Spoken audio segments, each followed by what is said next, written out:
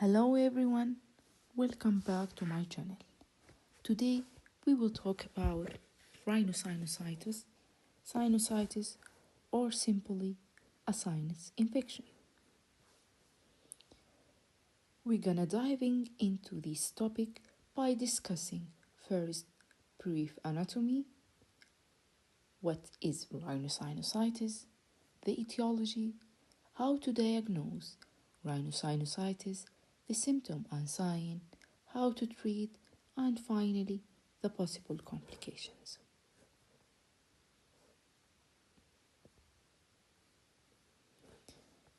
Here is the sinus anatomy, or the anatomy of the paranasal sinuses. So what are the sinuses? So the sinuses are four pairs of air-filled cavities that are located within the skull bones, around the nose and the nasal cavity, named maxillary sinus, frontal sinus, ethmoidal sinus, and finally the sphenoid sinus. Here this diagram showing the location of each sinuses. So this is the maxillary sinus, here is the ethmoidal sinus, and please note the ethmoid sinus have three groups, the anterior, middle, and posterior, and we have the frontal sinus. On the lateral view of the skull, this is the sphenoid sinus. So we have four groups as we said before. These sinuses are lined with mucus producing cell, a type of respiratory mucosa which involve ciliated epithelium and goblet cell that produce mucus which drain into the nose and the nasal cavity by small opening called the ostia. Okay. Here a larger diagram for the paranasal sinus again.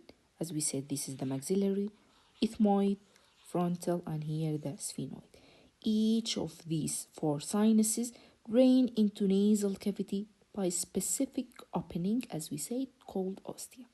So we're gonna take like a quick look over these ostias and its location for each of these four types of the sinuses. Okay, here in the diagram showing the opening or the ostia for the maxillary sinus. So here you can see like this is the maxillary and the mucociliary directions, like on this side to open finally or to drain finally here in the nasal cavity. So this area here is the ostia for the maxillary sinus and called osteomeatal complex. Okay.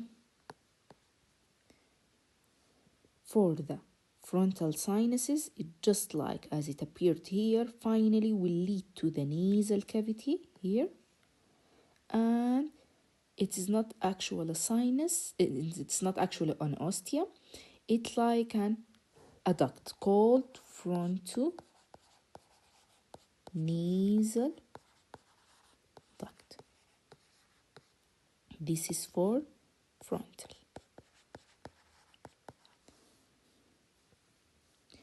For the ethmoid and the sphenoid, it's not appearing on this view or the sagittal view. It's more obvious in the lateral view of the skull here. For the sphenoid, it just open here in the nasal cavity. This is the nasal cavity, okay?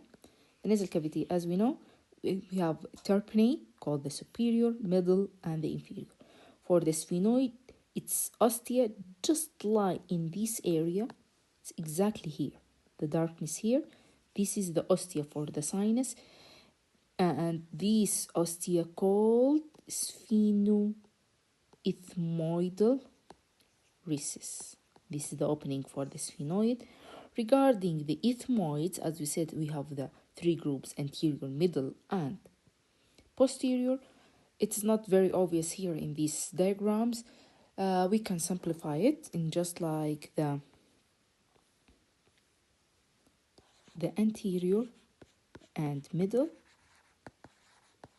ethmoid open into the middle meatus, and the posterior open into superior meatus, just near to the sphenoethmoidal recess, the opening of the sphenoethmoidal recess. Okay, just like a quick overview, because it's play an important role in the pathophysiology of the rhinosinusitis. Okay. Here are the definition of the rhinosinusitis. So, what is rhinosinusitis? So, rhinosinusitis is the inflammation of the of the mucosal lining of the nasal passages and paranasal sinuses. So, it's rhinitis plus sinusitis, so it's rhinosinusitis. Here, like an pathophysiology, so the inflammation of the mucosal lining of the nasal passages, it will lead to the blockage of the paranasal sinuses drainage into the nasal cavity.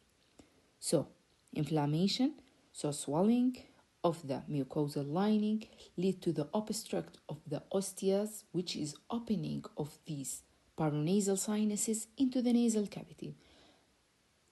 Blockage of this normally present opening lead to the stagnation and the accumulation of the mucus that are normally should be drained out of these sinuses in a cycle. This stagnation like built up a medium for inflammation. On top of that can present a bacteria, viruses, or other form of organism lead to the inflammation. So finally will lead us to rhinosinusitis. Okay. Sinusitis, regarding its duration, we can divide it into 4 types. We have acute sinusitis, we have subacute sinusitis, chronic sinusitis, and recurrent sinusitis. So, what is acute sinusitis? If the symptoms that we gonna discuss it later in this video lasting for less than 4 weeks, so any symptom suggestive of sinusitis that are lasting for less than 4 weeks, so it's considered acute. This is thing.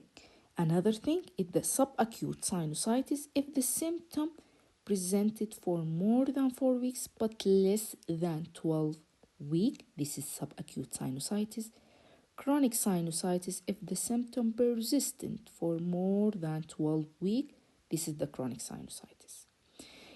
For chronic rhinosinusitis, we can divide it later into 2 types. We have chronic rhinosinusitis without nasal polyps or chronic rhinosinusitis with nasal polyp. Here, like chronic rhinosinusitis, the S in the French language means sans, that no, so no nasal polyp, or with nasal polyp.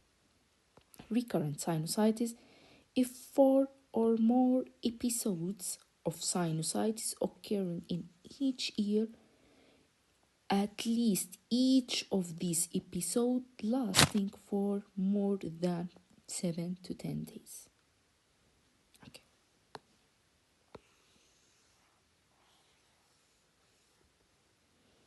Important thing to be mentioned here, if the symptoms of rhinosinusitis lasting less than 10 days and it's self-improving, this is called acute viral rhinosinusitis or simply a common cold.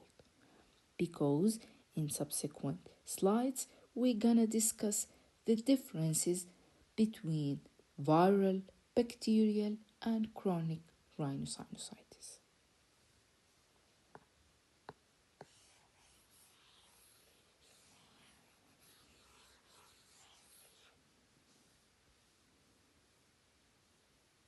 Here's the etiology.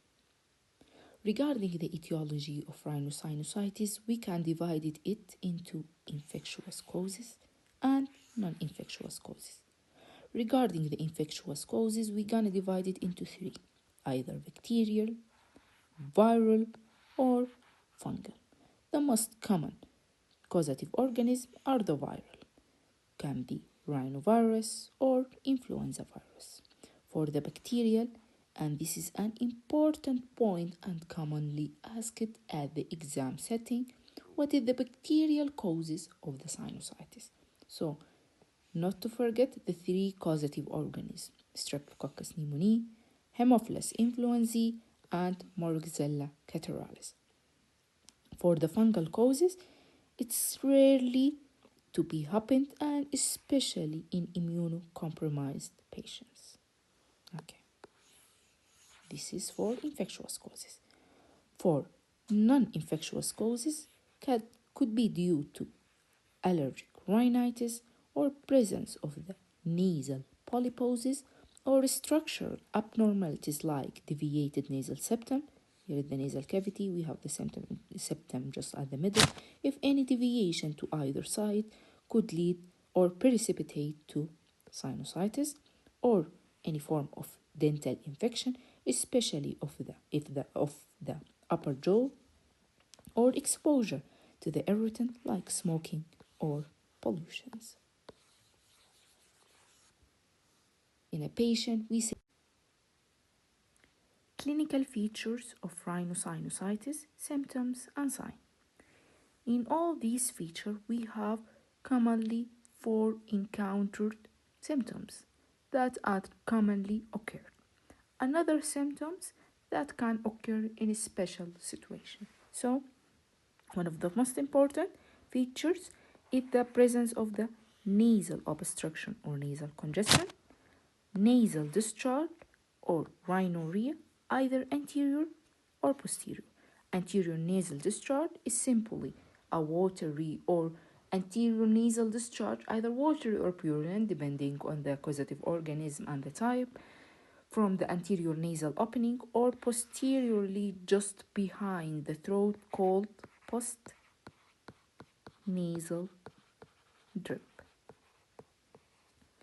Presence of the facial pain, pressure or fullness, reduced or lost sense of smell, either reduced hypoosmia or total loss is the anosmia.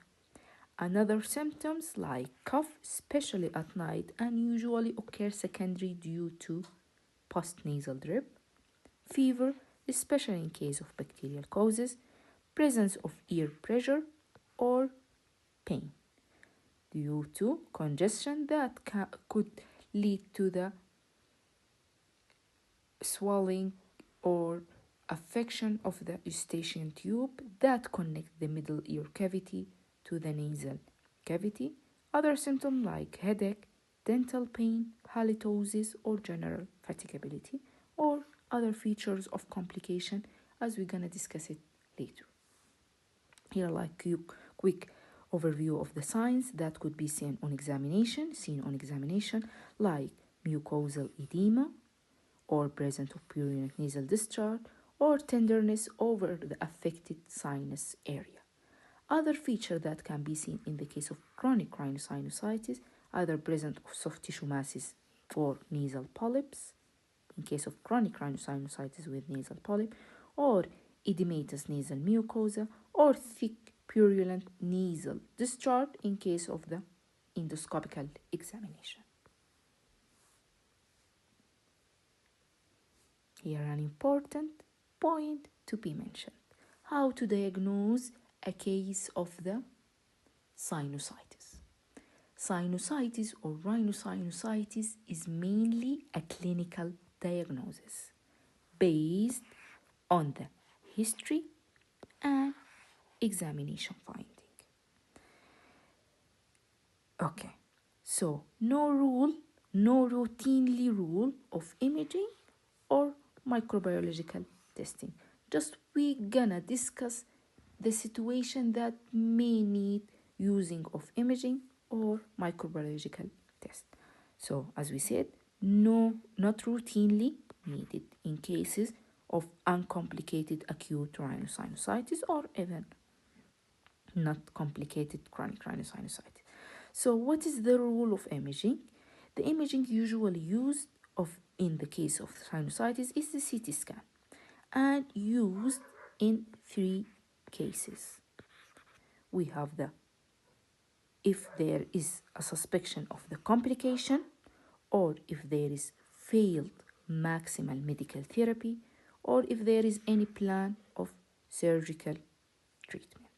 This is the three situations need an imaging in any case of rhinosinusitis. Again, if there is any suspicion of complication, if failed maximum medical therapy, or if there is any surgical plan for treatment.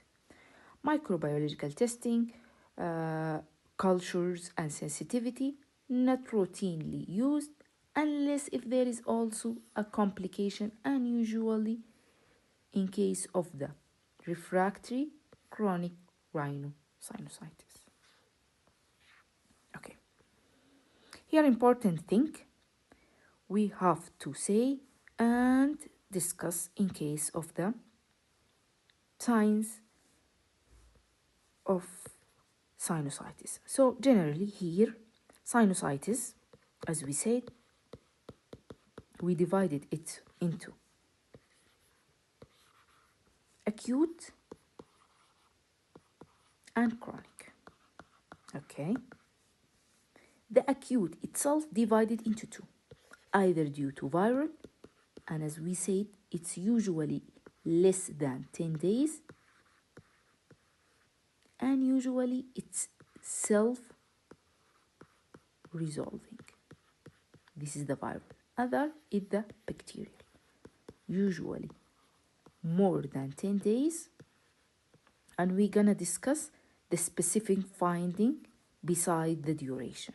Chronic, any rhinosinusitis that lasts more than 12 weeks.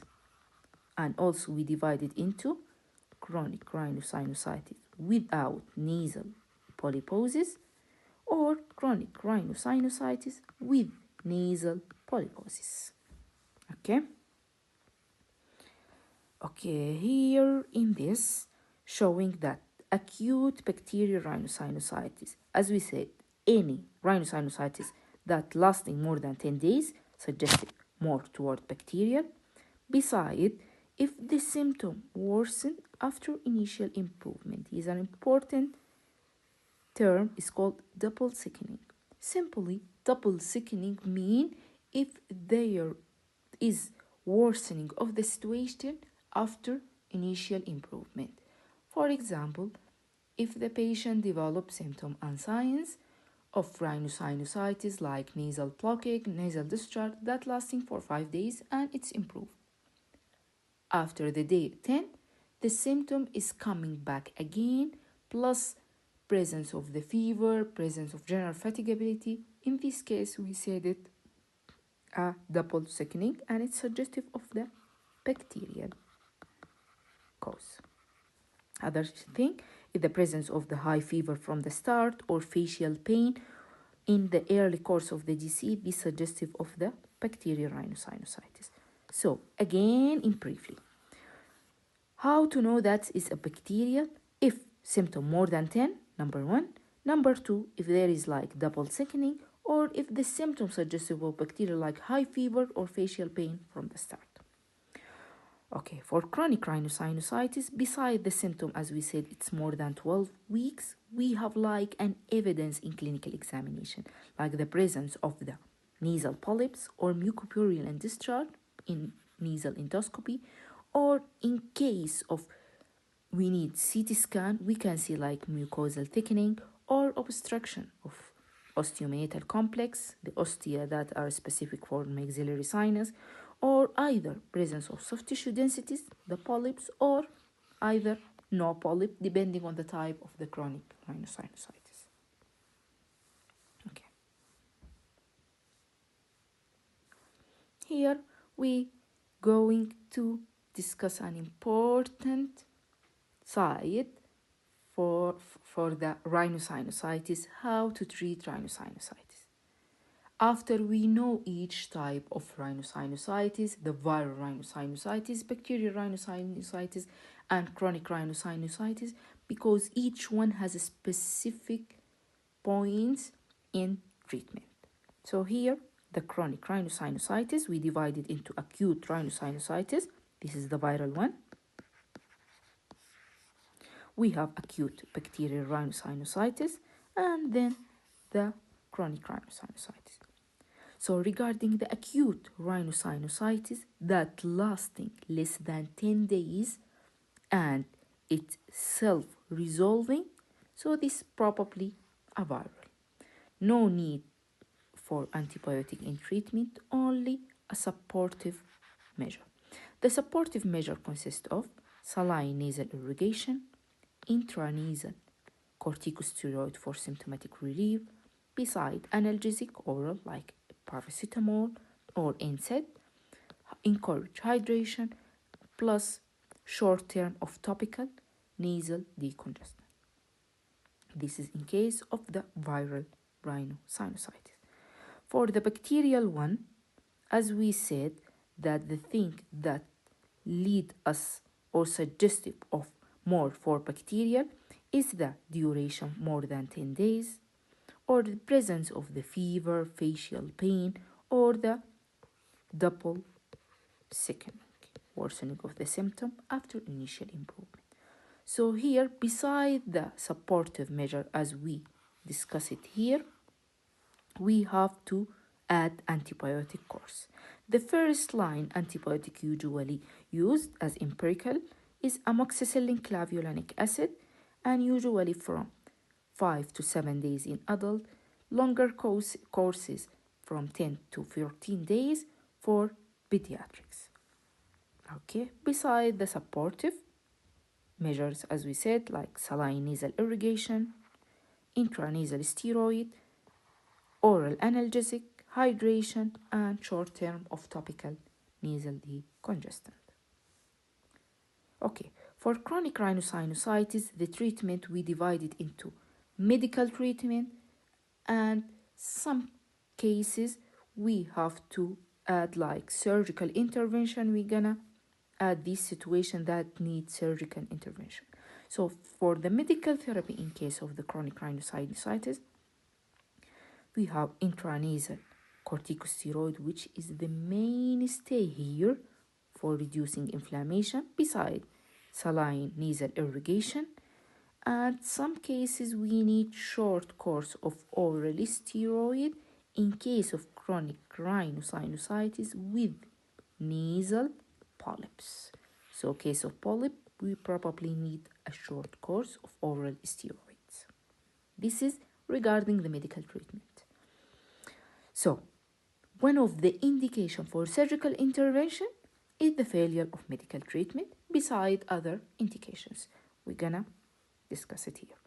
So, one of the indication is the as I said, failure of the medical therapy if the symptom don't improve with nasal spray, saline irrigation, or even with antibiotic. Presence of the nasal polyp from the start, and it doesn't or it didn't respond to the medication, or if there is anatomical issues like deviated nasal septum, which is affecting the normal mucociliary clearance or process of draining of the nasal mucosa. As we said, here is the normal. In case of the deviation, it's deviating either side, so it will affect the function of that side. Or if the infection is recurrent, frequent, severe, and it's coming back with no response, or only small improving with medical treatment, And finally, is the fungal sinusitis, which in most cases it requires surgery for effective treatment, unlike other bacterial or viral causes.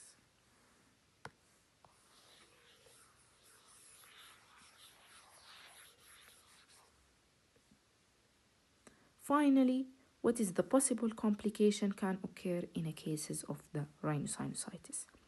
We have orbital complication, which is the most common. We have the intracranial complication, bone complication, or just simply a chronic disease, that is if the disease is unresolved. So regarding the orbital complication, that can occur in case of rhinosinusitis like preorbital or preseptal cellulitis, orbital cellulitis, or subperiosteal abscesses. Can be presented like by eye pain, by swelling, or decrease in vision. For intracranial complication, which consider the serious form of the complication, like meningitis or brain abscesses, either epidural or subdural or cavernous sinus thrombosis. Symptoms that can occur like severe headache, altered level of consciousness, or other neurological signs.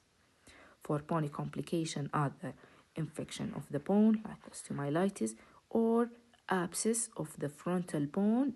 It have a specific term called Pott's puffy tumor. So simply mean frontal bone abscess. Last thing, if the disease is not resolving and become like a chronic rhinosinusitis with no any improvement, it's called it's considered like a complication. Last thing to be mentioned and consider a red flag and need urgent referral for an ENT specialist is the presence of facial swelling, eye symptoms, severe headache, or even a high grade fever.